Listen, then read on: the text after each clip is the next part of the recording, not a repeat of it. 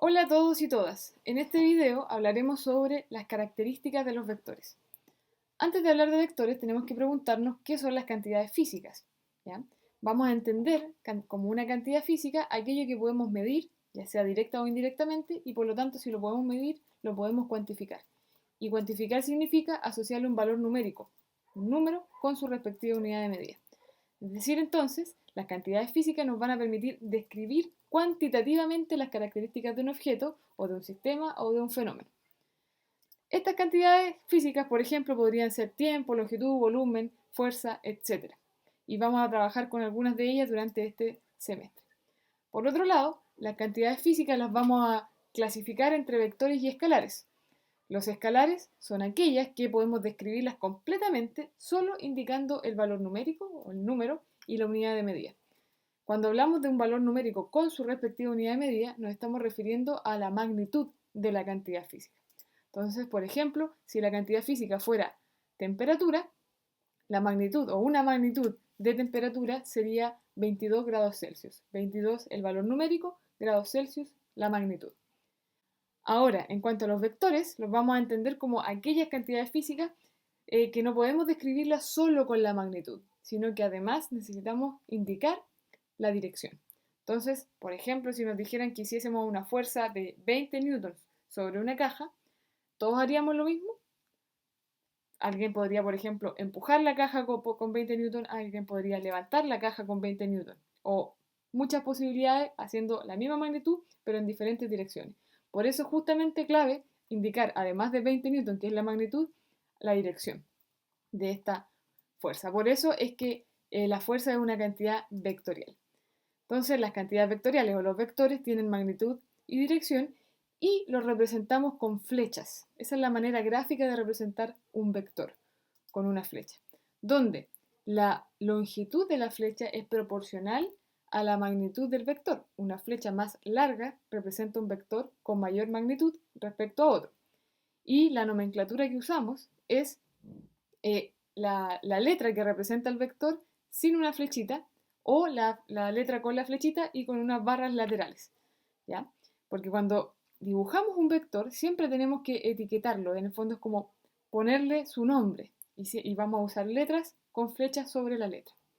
En cuanto a la dirección de los vectores, tiene que ver con la inclinación, con qué tan inclinada esté esa flecha, pero como esta es una asignatura donde tenemos que cuantificar, entonces la dirección no nos basta con decir que va para allá, para acá, para arriba, para abajo, sino que vamos a cuantificarla con un ángulo. ¿Ya? Entonces la dirección va a ser el ángulo que forma este vector respecto a algún eje de referencia. Veamos el siguiente ejemplo. Imaginemos una persona que está paseando su mascota y a través de la correa con la que está paseando su mascota, la persona siente una fuerza, se le está ejerciendo una fuerza.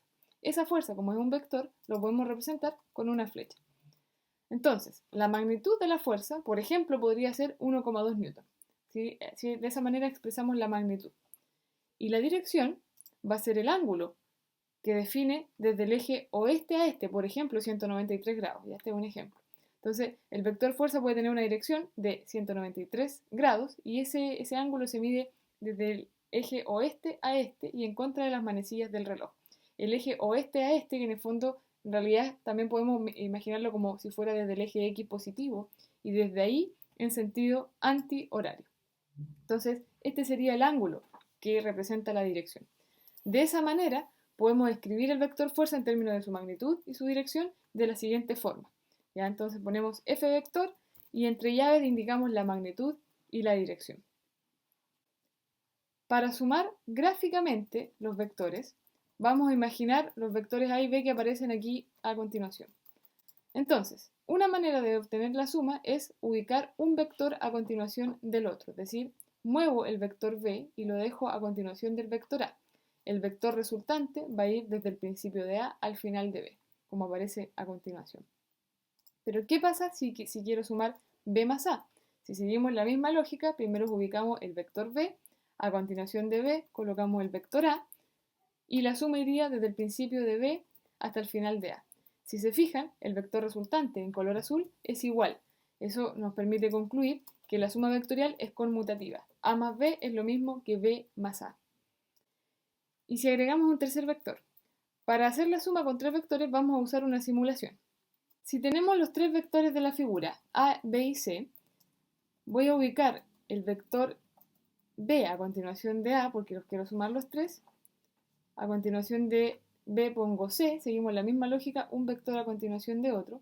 Y el vector suma va a ir desde el principio del primero al final del último, en este caso. ¿Ya? Entonces, ese sería el vector suma. Si yo quiero, por ejemplo, sumar C más B más A, entonces puedo decir, bueno, tengo el vector C, tengo a continuación de C pongo el vector B, y a continuación de B el vector A, uno a continuación del otro, y podemos notar que el vector suma es exactamente igual, y con esto seguimos entonces rectificando que la suma vectorial es conmutativa. Da igual el orden en que hagamos la operación. Hay otro método para sumar vectores, que es el método del paralelogramo. En el método del paralelogramo, en vez de poner un vector a continuación del otro, como el caso que hemos hecho hasta ahora, uno a continuación del otro, lo que se hace es situar los vectores cola con cola. Y entonces el vector suma corresponde a la diagonal de este paralelogramo cuyos lados son los vectores A y B. Esa es otra manera de sumar gráficamente vectores. Realicemos el siguiente ejemplo. Una persona realiza dos desplazamientos. El desplazamiento 1 de 5 metros de magnitud y 90 grados de dirección, y un segundo desplazamiento de 7 metros de magnitud y 120 grados de dirección. ¿Cuál va a ser entonces la magnitud y la dirección del vector resultante de este desplazamiento? Si representamos gráficamente estos vectores de desplazamiento, el vector desplazamiento 1 de 5 metros de magnitud tiene una dirección de 90 grados. Y esa dirección se expresa desde el eje oeste a este y en sentido antihorario. Es decir, aquí están los 90 grados. Por eso es vertical hacia arriba. En cuanto al desplazamiento 2, debiéramos representarlo con una flecha más grande que el desplazamiento 1, ¿ya? Y la dirección es de 120 grados. Por lo tanto, desde el eje oeste a este, en sentido antihorario, esto sería la dirección. Entonces, la inclinación o hacia dónde se dirige ese vector lo representamos de esta manera. Esto no está a escala. ¿Por qué? Porque no necesitamos dibujarlo a escala para poder responder a la pregunta. ¿Qué es lo que vamos a hacer? Si una persona se desplaza primero 5 metros con 90 grados y luego 7 metros con 120 grados, lo que vamos a hacer para conocer el vector resultante va a ser sumar gráficamente estos dos vectores. Y para eso vamos a ubicarlo uno a continuación del otro. Al sumar el vector desplazamiento 1 más el vector desplazamiento 2, pongo un vector a continuación del otro, y el vector resultante va a ir desde el principio del primer vector al final del segundo vector. A este vector resultante, que está dibujado con color rojo, le llamaremos vector D mayúscula. Entonces, este desplazamiento total va a ser la suma vectorial del desplazamiento 1 más el desplazamiento 2. Fíjense que acá no nos basta con decir que el desplazamiento 1 más el desplazamiento 2 son 5 más 7 metros, porque cuando sumamos vectores no tenemos que sumar las magnitudes, tenemos que sumar también incluyendo la dirección del vector. ¿Ya? Ahora entonces vamos a ver qué pasa con los ángulos que nos dan la dirección. Sabemos que el desplazamiento 2 tiene un ángulo de 120 grados, por lo tanto, como acá tengo también un ángulo extendido, el ángulo que me falta para completar los 180 grados es de 60 grados. Y como además sabemos que el desplazamiento 1 es vertical, entonces aquí hay un ángulo de 90. Con eso podemos saber el ángulo que hay en este triángulo. Ahora podemos trabajar con este triángulo, donde como conocemos la magnitud de los desplazamientos, sabemos que la magnitud del desplazamiento 1 es de 5 metros, es decir, este lado mide 5 metros, la magnitud del desplazamiento 2 es de 7 metros, y la magnitud del desplazamiento total no lo conocemos, pero sabemos que aquí hay un ángulo de 150 grados. ¿Cómo podemos entonces saber la magnitud del desplazamiento total, que es una de las preguntas? Para eso vamos a usar el teorema del coseno. Con el teorema del coseno sabemos que d al cuadrado va a ser igual a 7 al cuadrado más 5 al cuadrado menos 2 por 7 por 5 por el coseno de 150, que es el ángulo que está frente a este lado que es nuestra incógnita. Al resolver esto con una calculadora, llegamos a que la magnitud del desplazamiento es de 11,6 metros. Si se fijan, eso es distinto de sumar simplemente 5 más 7. Ahora, ¿cómo encontramos la dirección de este desplazamiento? Para encontrar la dirección, voy a llamar alfa al ángulo que estoy marcando en el triángulo y vamos a usar el teorema del seno.